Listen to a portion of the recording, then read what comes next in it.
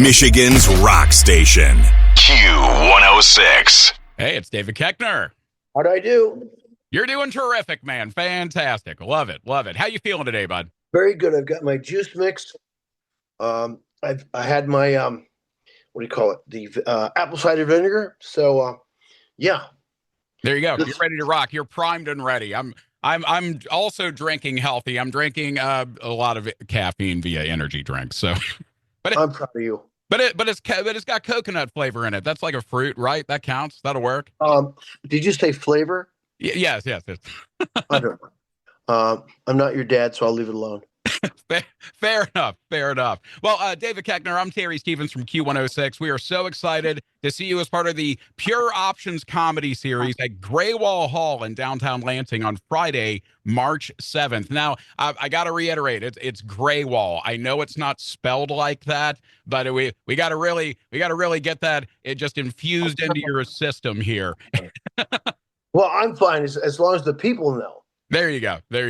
So, I mean, like your name has an unconventional spelling. My actual last name is extremely Polish. It's spelled like a sneeze. What is the worst mispronunciation of your name you've ever heard?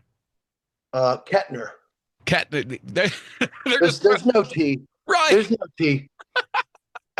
I'm from a small town in Missouri, and there were a lot of Germans that had founded that town 150 years ago. And nowhere in the English language does an OE make a short E sound. Yeah. So I'm puzzled why they changed it to Koechner. Makes no sense. It should have been Koechner, or it would have been an umlaut over the O. It should have been Koechner. Right. But what happened? And why did no teacher in my whole life go, hey, So people are smart enough to look at my name. They've heard it mispronounced, and they never learn it. You gotta love it. Once upon a time, when I was a wee lad, I went to visit my father's side of the family. We didn't have close contact with them. So I heard my mom and my pop pronouncing my last name one way my entire life.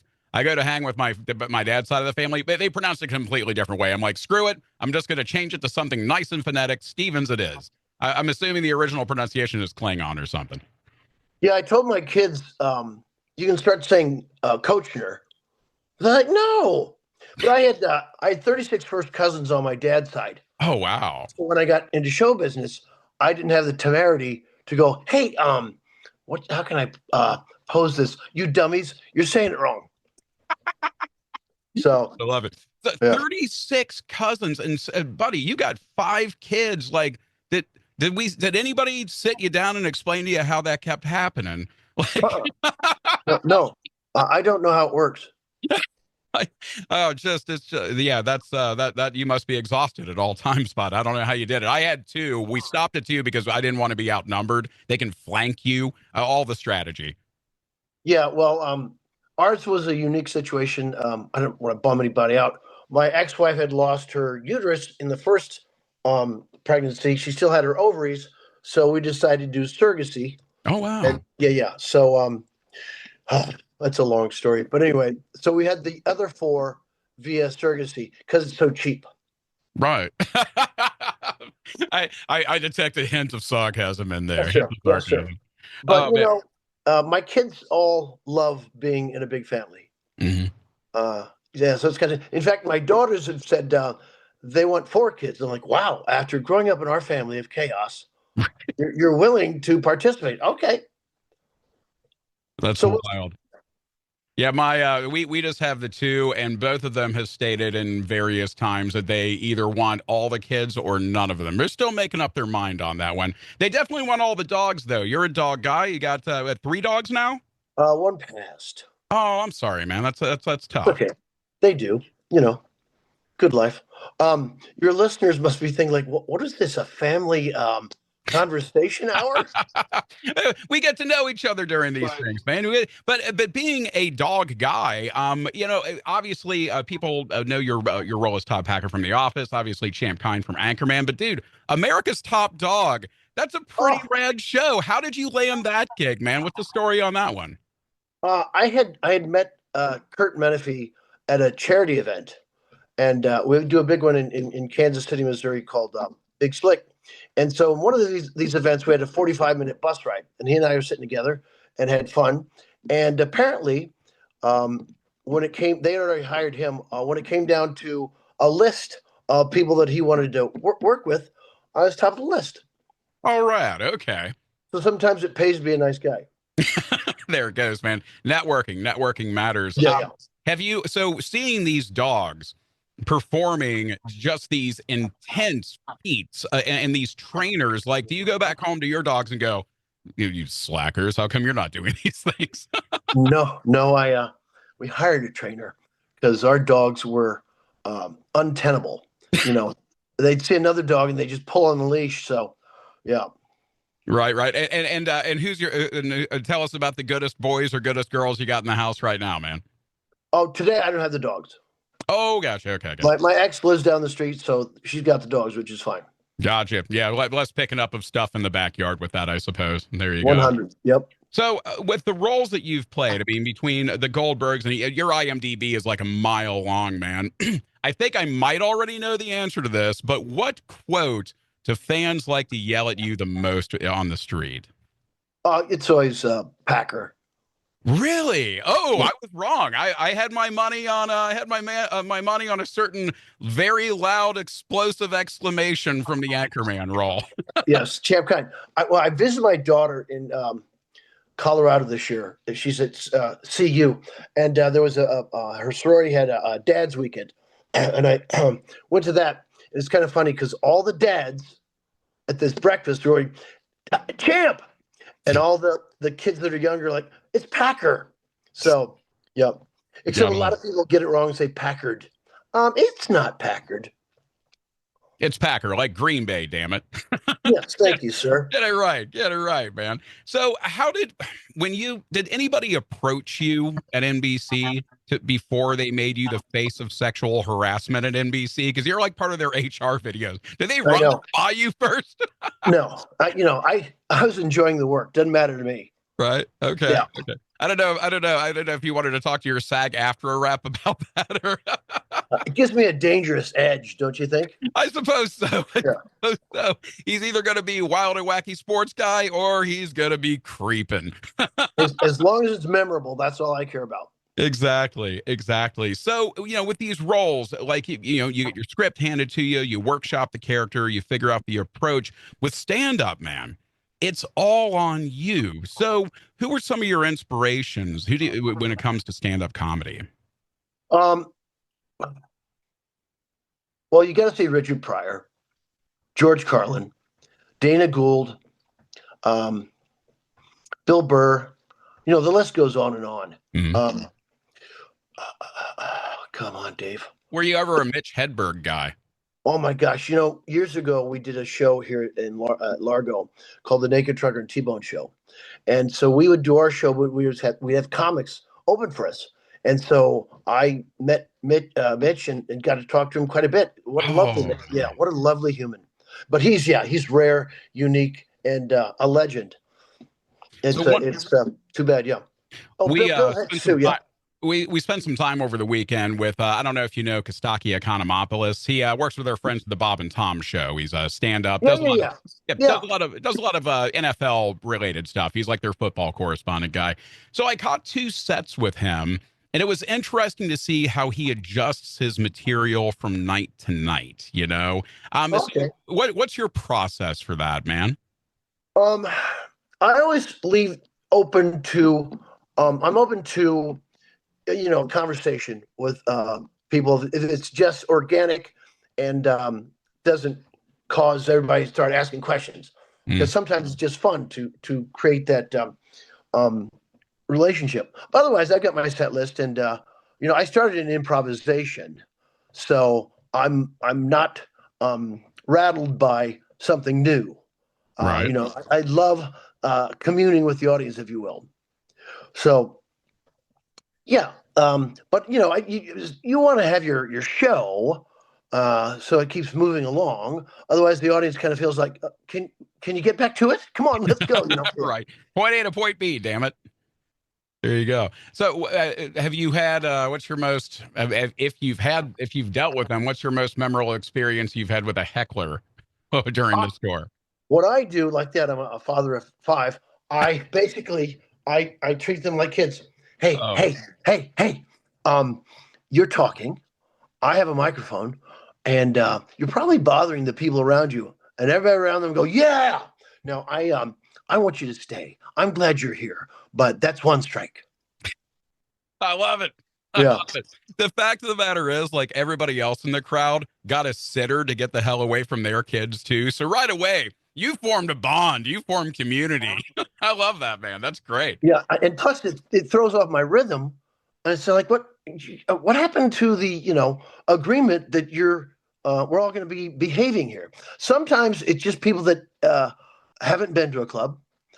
Sometimes it's people that what the normal, because we don't go out as much anymore. We don't have Mhm. movie theaters, and so they just have a loud conversation at the table.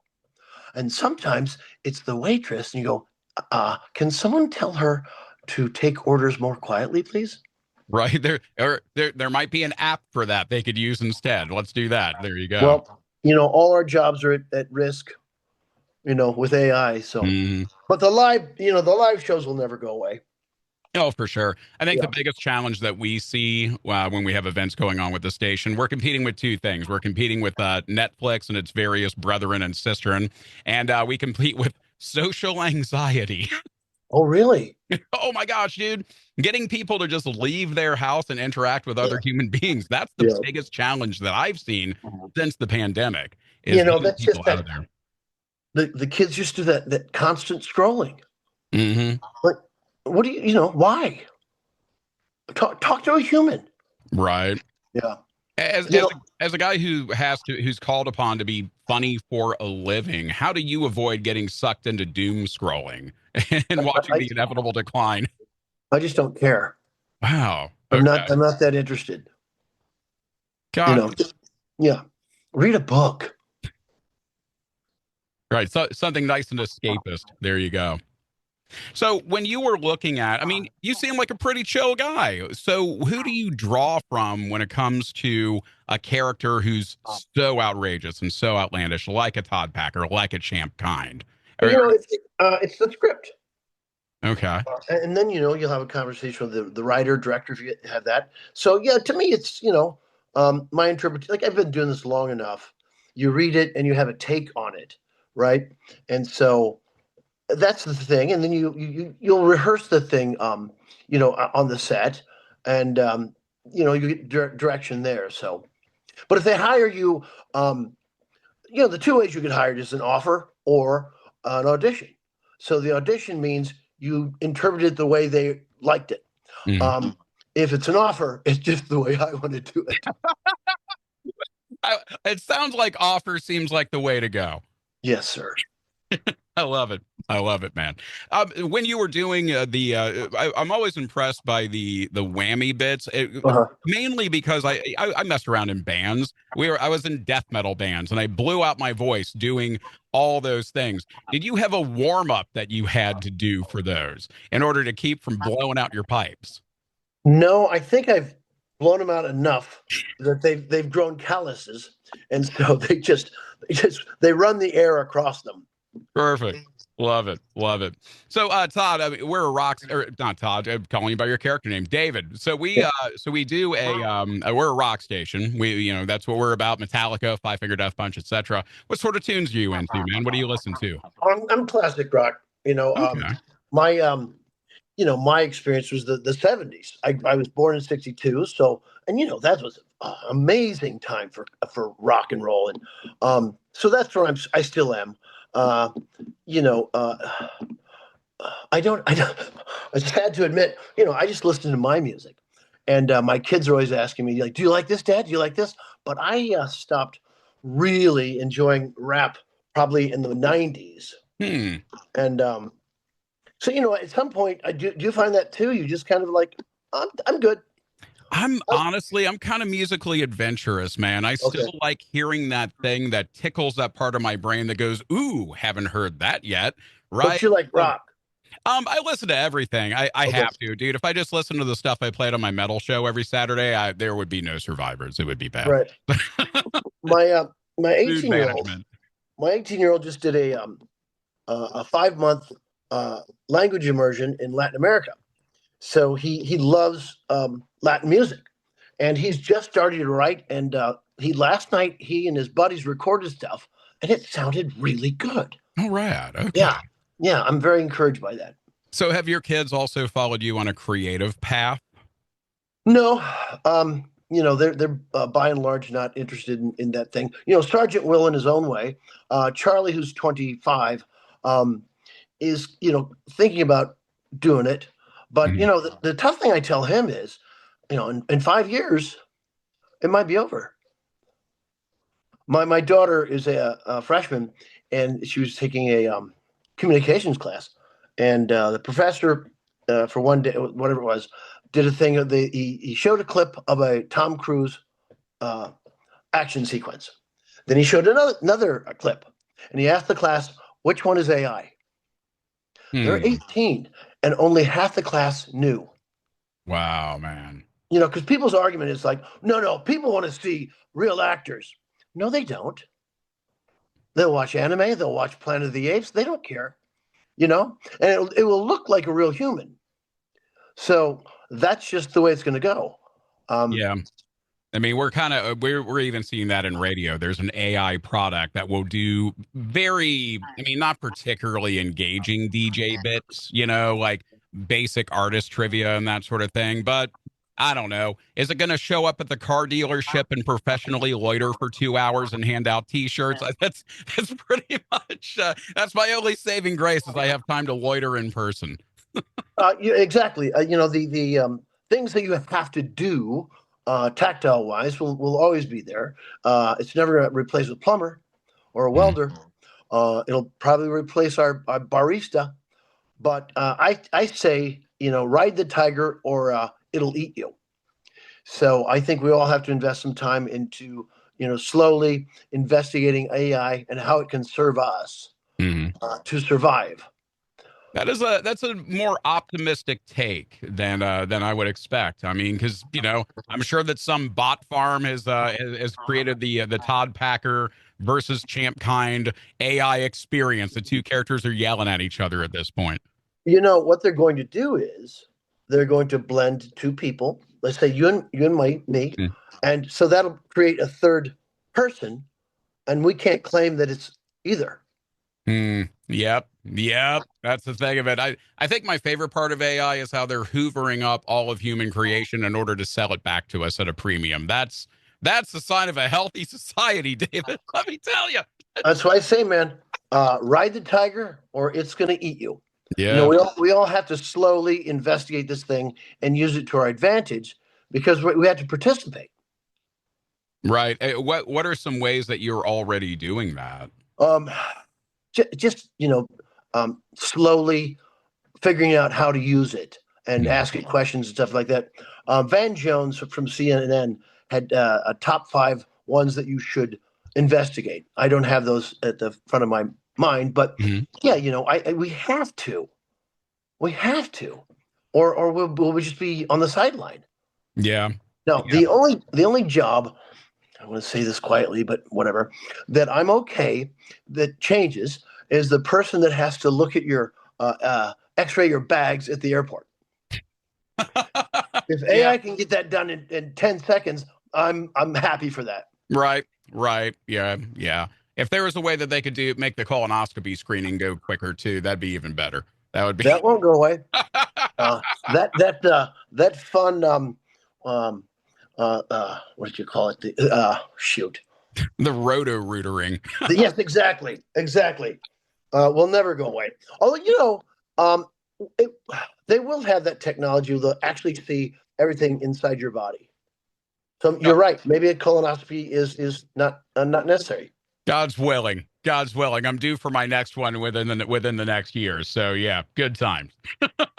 Well, this has been. I didn't think we were going to go that deep in the conversation, but here we are, man. It was an honest one and a different ride. So, folks, come out maybe we'll have this type of curious conversation. There you go. Maybe this kind of conversation will infuse something for my set. There you go. Perfect, man. Perfect. David Koechner, Friday, March 7th, Grewal Hall in downtown Lansing. Brother, we've enjoyed all of your work, man, between your roles. My wife and kid, when they found out you were coming to town, they watched The Office religiously, and they are so excited to hear what you bring to the stage that night, man. Grewal Hall. I don't know. I don't have it in front of me. Are we doing office trivia for that weekend? Is it just one show? I believe it's just one show for that weekend. Okay. But yeah, the office trivia bit. Yeah, if people follow you on the socials, I'm sure you've got some of those booked around as well, man. So hey, we look forward to having you in the capital city of Michigan, man, and safe travels on your way here. Okay. Love it. God bless. Be well, David. Take care, man. Thank you. Michigan's rock station. Q106.